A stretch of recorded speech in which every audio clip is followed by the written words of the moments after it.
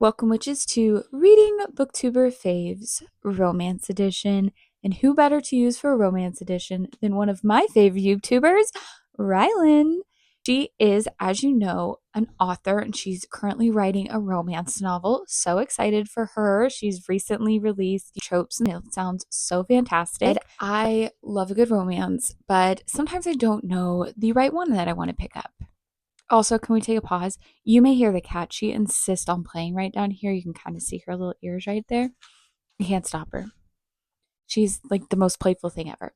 Anyways, back to the books. I picked out 4 that I had not heard of, and then through Rylanne's videos, just really caught my eye and decided this is the perfect time. I've been in a really big book slump. I need something that's just really like palate cleansing, easy, fun, and feel confident that I'm going to enjoy. So I have 4 here, and of course, I'm going to let Rylanne introduce them all. And the first book we're going to read is going to be Champagne Taste on a Bad Boy Budget by Zuri Day.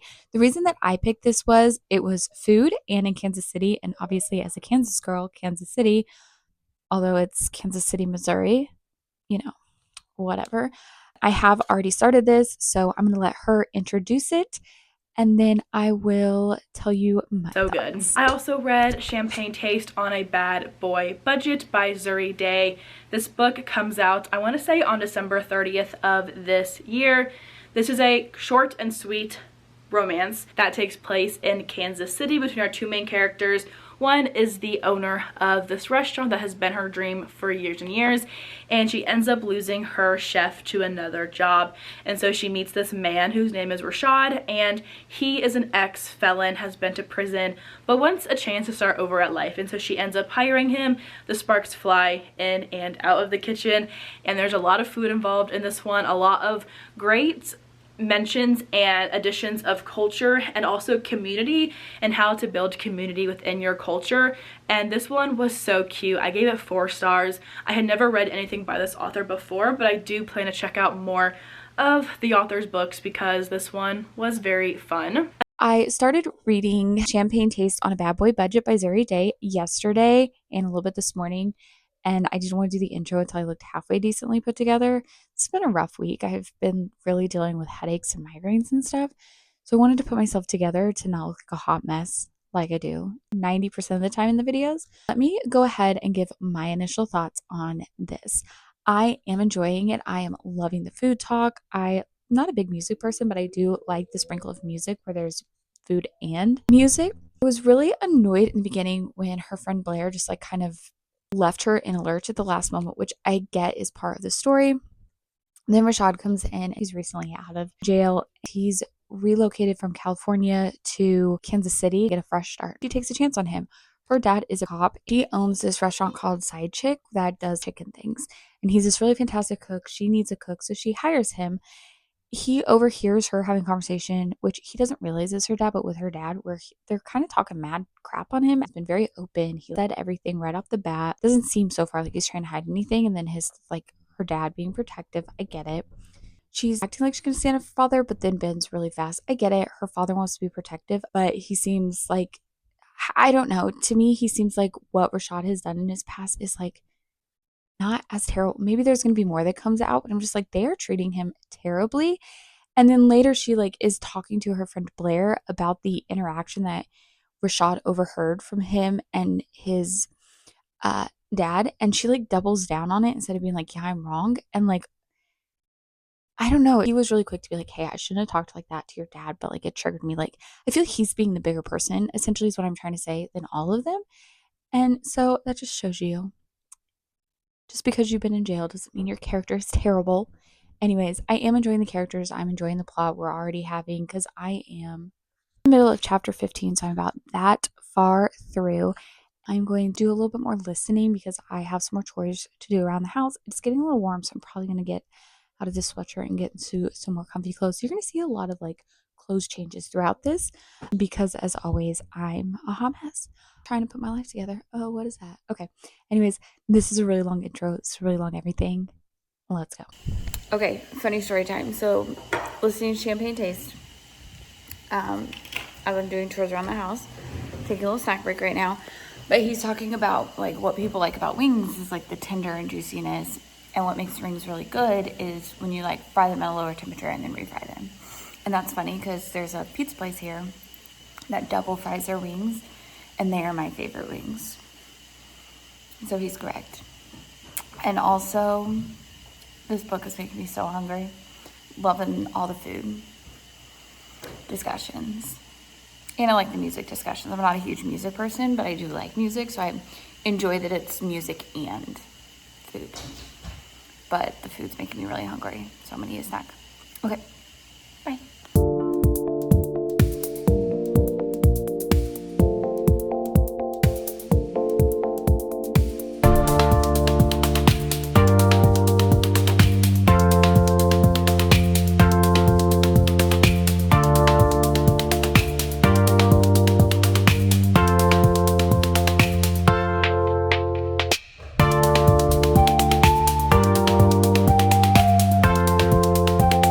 I'm sufficiently tired from today, but we have gotten to chapter 30 of Champagne Taste on a Bad Boy Budget by Zuri Day. I have to say, Rashad is my favorite character. I just feel like even though he's been in prison, he's on parole, like he's got this criminal background, he seems also the most like thoughtful and caring and just like forgiving of all of them and just like almost like the better character of everybody. But overall, none of them are terrible and I am enjoying it. Jamila definitely gets put in a rock and a hard place with her dad and the business situation that's going on. With this, I feel like the business is a big thing of it, side chicks.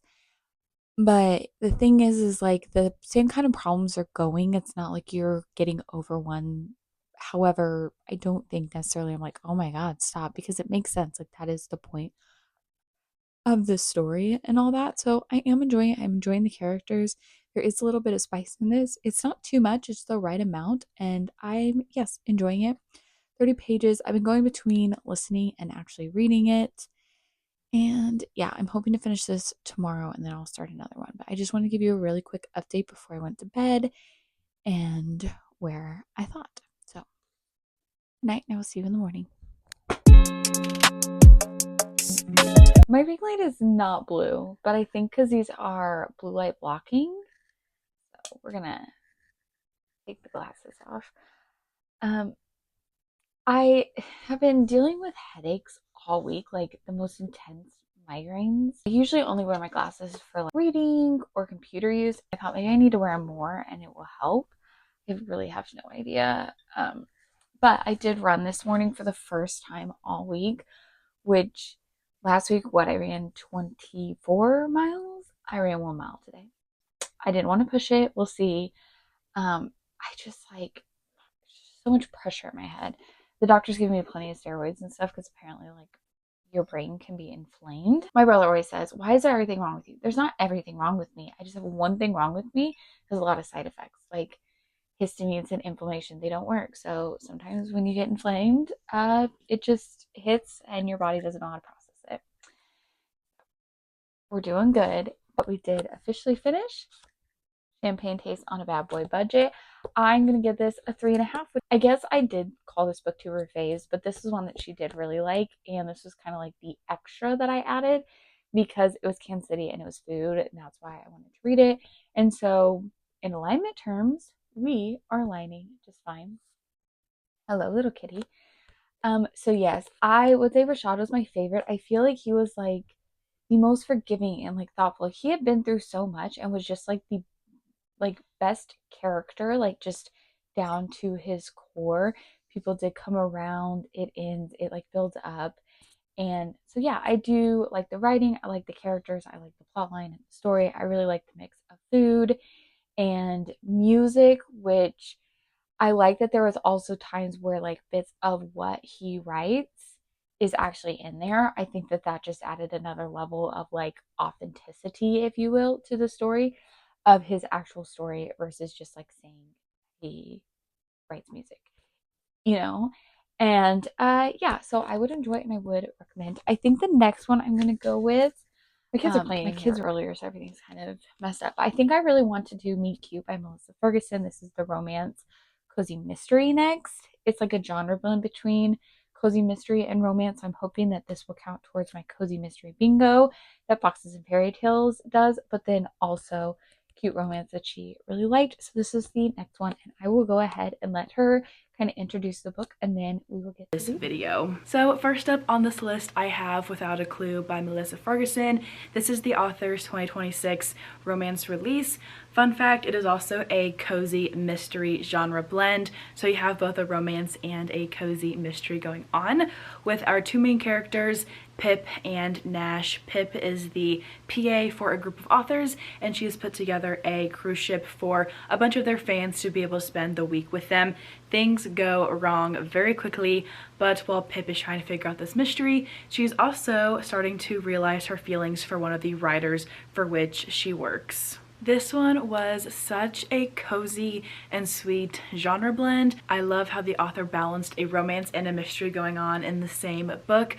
This setting was immaculate, and although I finished this one a few weeks ago, I'm still thinking about it. Next, What you doing, puppy girl? Huh? What you doing, puppy girl? Are you snugging in the libraries? Say good morning. Good morning, Piper. I am obsessed so far with Without a Clue by Melissa Ferguson. I am forcing myself right now to stop because I am already that far into the book and I need to give you an update. This is so easy to read. It's so fun to read. I like the pacing, love the characters, etc., etc. Let's go into the details about that. I am going between reading and audio as I'm working on stuff. So I am doing it both ways. I don't think that necessarily one is better than the other. I think that they are both great and hold their place. I'm going to first kind of talk about my feelings about this, and then we'll talk about suspects and thoughts. This is following a set of writers. There's 7 of them. Then there's Pip, who's the secretary type person for everybody, essentially. They're going on this writer's cruise. They're all really famous and they all support each other. They're going on this cruise to do bookish things and promote their books. And Hugh is one of the older gentlemen, and he tells her before, I think I'm going to die, or somebody's after me, be prepared, whatever. And she thinks she's crazy. And then, of course, he shows up dead. And then another death happens. I'm being kind of vague so I don't like spoil it in any way. And now she's essentially taking over as the detective on this. Everybody's stuck on the cruise, but they don't want to alert the public. She thinks that the original detective thought that it was one of the 7, or I guess 6 authors now. So she is interviewing them. What I do really like about this is I like that they have like suspect pictures in the beginning, which is really fun to reference. And I think that the pictures match the descriptions and stuff that the writer is doing. I like the writing. I like the character development. I think that what keeps it separate from like a cozy mystery, because most cozy mysteries do, I feel like, have a romance undertone.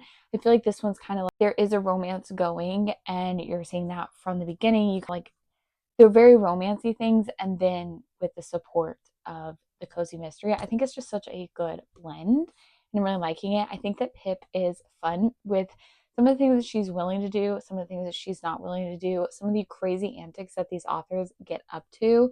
So I'm really enjoying this. I definitely need more recommendations for rom-com cozy mysteries if you have them. Now, let's go into my theories. I have no idea if you can read this, but we have Detective Pip. Deceased, Hugh. Author suspects, we have Nash, Ricky, Jackie, Gordon, Crystal, and Nina.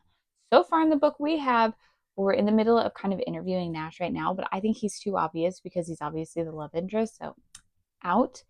Jackie and Nina are the next 2 that have been interviewed, and both have been suspicious in their own ways. However, given that I don't know much about the others, so I can't say, I think Nina, I'm not going to say what they're suspicious about, but I would say that Nina's suspicion is almost another like too obvious. So I'm going to go with the Jackie. Also, I think she has more to hide that's not necessarily like benefiting money wise, but like more catastrophe if it got found out. So far, I would say Jackie out of the 3. But we're going to keep going and do that and see who else is there. But yes, absolutely adoring this book so far, and I would highly recommend. So I think we are off to a great start with this one personally. And yeah, I'm more than likely just going to go binge the rest of this right now and just relax for the rest of the day. In between staining and sealing little free libraries, which I'm hoping to do a vlog of in its own thing. So keep a lookout for that. If not, you'll see it at some point. It may just not be an entire big vlog. Okay. This is going to be like the most cash laid back because I have been productive.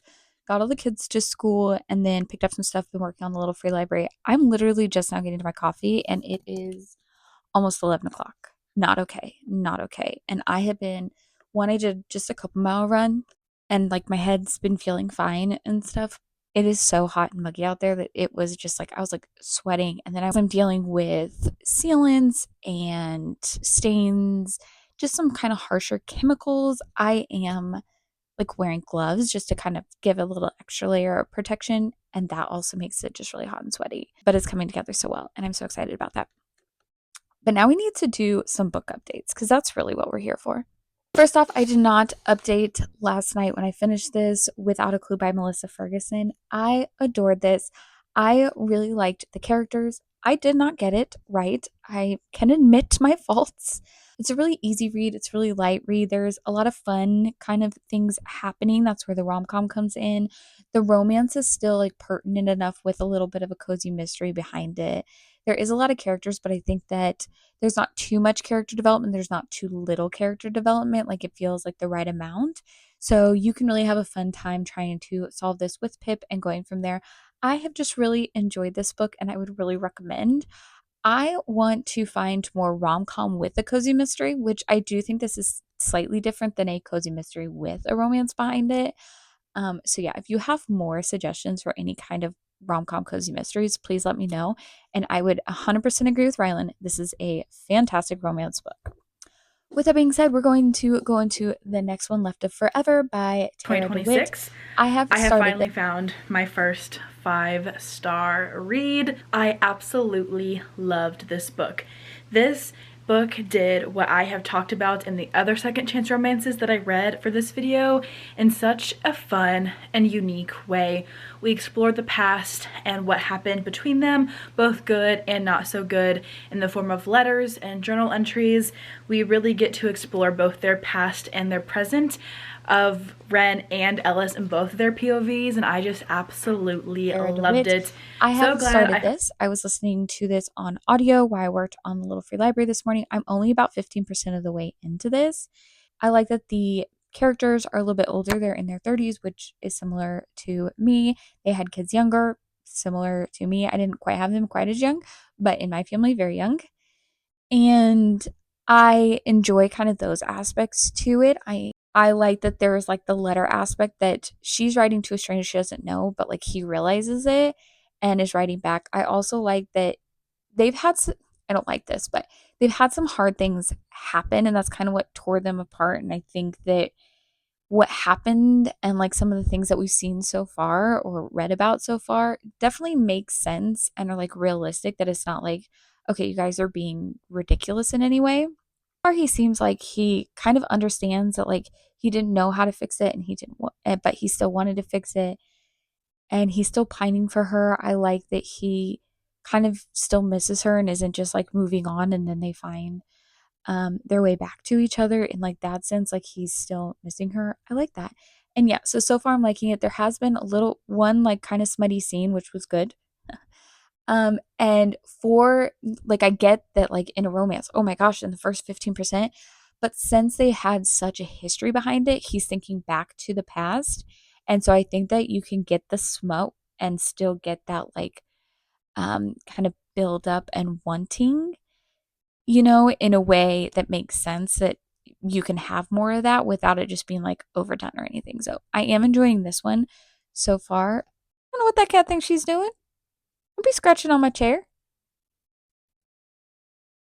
Anyways, say hello, Piper. So anyways, yes, I am enjoying it, and now all the animals are discovering where I am, and they're all coming to say hello. Say hello. Don't knock my coffee over.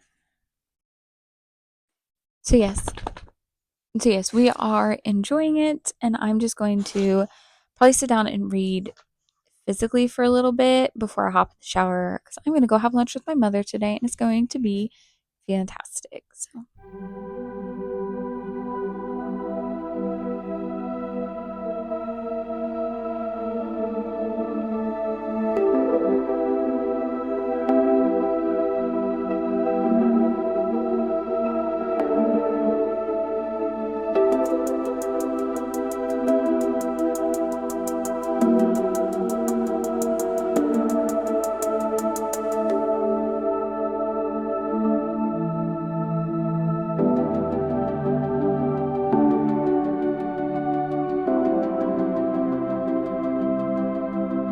Okay, so I'm in pickup line for my son's school, and I'm just gonna give a really trying to be subtle, but give a quick update on Left of Forever. I think it's really cute. What I'm really liking about the characters is there is so much history behind them, and we're getting to kind of go back and see those moments. See their high school, well, they're like childhood sweethearts, but they didn't really date until they were older. But they've known each other for so long, and there's so much history between them and kind of their families and their relationships that it makes it feel authentic that they could grow apart but like find their way back to each other. So I think it's just adding a really good element of an emotional element to the story. I'm enjoying it. I'm about 75% of the way through now, so we're on like the road trip as they're growing. I think that the pacing's good. You had enough build up and kind of understanding of how they got to where they are for like where we are now in the story for the road trip. Like it didn't just go straight into the road trip, but it didn't drag too long to get to it. So yeah, I'm liking the characters, I'm liking the pacing. I like some of the kind of struggles and concerns that they have both for themselves and for others. And yeah, I think it's like realistic in like that sense. Like it's not like he's just like, I'll do whatever you want. Like he's still understanding of like the struggles and you know, and vice versa for her. So I'm going to read it a little bit longer while I wait for, we have to get here early just to get in line, scan your code before they let them out. So a few minutes before school's even let out, and then I can get him. But yeah, it's always fun when I get to pick him up. So yeah, I'm gonna finish reading, and it is so windy out today. Okay, I have been sweating so much working on the little free library out in the garage. It's hot, it's humid, and probably not the best time to do it. Storm's coming, so I'm forced to stop to get all the cards in. Long story short, oh my gosh, I cannot wait to show it to you. We're gonna keep that in its own separate thing. Don't worry, I won't keep you hanging, but this vlog will be up before it's done, so that's really why. But let's talk about Left of Forever by Tara DeWitt. I finished this. Love. 5-star. I think one of the reasons I think that this really resonates with me is it's an older couple. They've had a romance, they've had a long, successful marriage with also some hard things. And despite the fact that they went through divorce, they're refinding each other. And part of that is because marriage is hard. As somebody who's been with my husband for 16, going on 15, going on 16 years, like there are different seasons of it. We've gone through the honeymoon stage. We've gone through the, hey, we need to refine each other because we're just two people walking past, and just the ups and downs of marriage. We didn't have kids at 18, but we definitely had kids like 5 years into dating out of nowhere. So kind of that like, oh my gosh, we're having a baby situation. Like there was things that I could relate to in this. And also, um, he reminded me of my husband in just the like, if you need anything, there's no questions asked. He's going to step in. He's going to help. He's very caring. He's willing to take the weight of the world on his shoulder. He's not going to put that onto you. And it was really important to make sure that his family is taken care of both financially, emotionally, whatever, in a really great way. And the main character, Ellis, in this, I just loved. And I just think that like there was so much relatability to it. And I am not normally one that gets like teary-eyed or anything, but at the end of this, in the last chapter, I was actually teary-eyed. So, 5-star, absolutely Love this. We're now going to start the I'm last one, Promise Me Sunshine by Cara Stone. I'm actually probably going to start this tomorrow because now I'm going to shower, clean up, get the kids cleaned up, ready for bed, and then I'm going to enjoy the storms, and I think I'm actually going to spend some time with my husband. Forever. My other 5-star read from December was Promise Me Sunshine by Cara Stone. This book is so good, y'all. It is about our female main character who gets a nannying job for the niece of our male main character. He's very grumpy. She just lost her best friend and is still very much struggling with the grief of that, and he ends up coming alongside of her to help her navigate the grief and to learn how to live once again. In the process, they fall in love. This book was so good. It was so funny. It was so heartwarming. It was sad at times, but also I just loved how our main characters cared for each other. I thought that this book was super sweet, and I very much enjoyed getting to dive back into this author's writing. I want to keep reading more. I've now read 2 books by her, and they have both been 5 stars, and I just need more ASAP. I am pretty sure that the author's next release comes out in early spring maybe, so I'll definitely be checking that one out when it does release. For Christmas, somehow the audio did not record for this clip. And let me tell you, I said some very enlightening things, so the world is just going to be missing out. No, I'm kidding. But I was saying that I was really enjoying this. I'm gonna make this shorter just so you don't have to hear me yap as much, but I was really enjoying Promise Me Sunshine.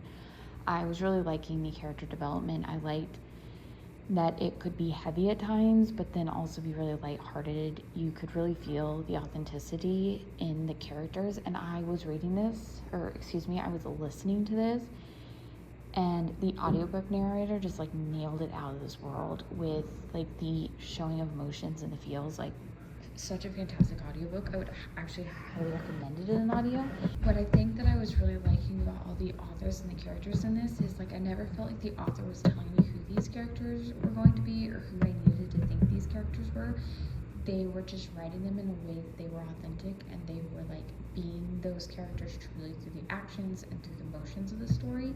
And I think that that's what gave each of these characters, not just in Promise Me Sunshine, but in like Left of Forever especially, like mostly those 2 books, was just like how they were written in a way that like they were, I don't want to say authentic, but you get what I'm saying, like authentic in the sense that you weren't telling me who they were supposed to be, you were showing me, and it made it feel very real and authentic. So take a drink every time I say authentic. We officially finished Promise Me Sunshine by Cara Stone. This was so sweet. There is spice in this, which I wasn't sure if there was going to be. It's pretty light spice, which I think is appropriate for the story. I think the characters felt really authentic. Their growth and change throughout it felt very real and genuine. It didn't feel over the top or done, or nobody can really change and grow that much in that short amount of time. I also do feel like I like that the character really went into it just being who they were and truly bonding, so you're rooting for them. You're liking how their relationship is developing. It feels really earned, if you will. It just doesn't feel like the author's trying to put it together. So to wrap this up, now that we have read all 4 books, the real question is, does Rylanne get to keep her romance recommending badge? Absolutely. I loved these. This one, definitely my favorite. I think there's one more that was actually in front of this I think I'm going to go read. I will definitely check out more Cara Stone. This would probably be my second favorite. This one was just such a fun one to read, and I would really like some more kind of rom-com with the cozy mystery because this was a really good time. This one, 4.755, 4.5, 4. So definitely all spectacular. I would read from all these authors again. I would continue in series, read more books like it. And this one was a 3.5. I can see how that was because some of that character development and felt just a little bit different, but I really liked the baking and the music aspect to it. So thank you, Rylanne, for all your great book recommendations. Maybe we need to do a thriller version next. If you have read any of these, or also if you love watching Rylanne, let me know down in the comments below, and I will see you in the next one. Bye, witches.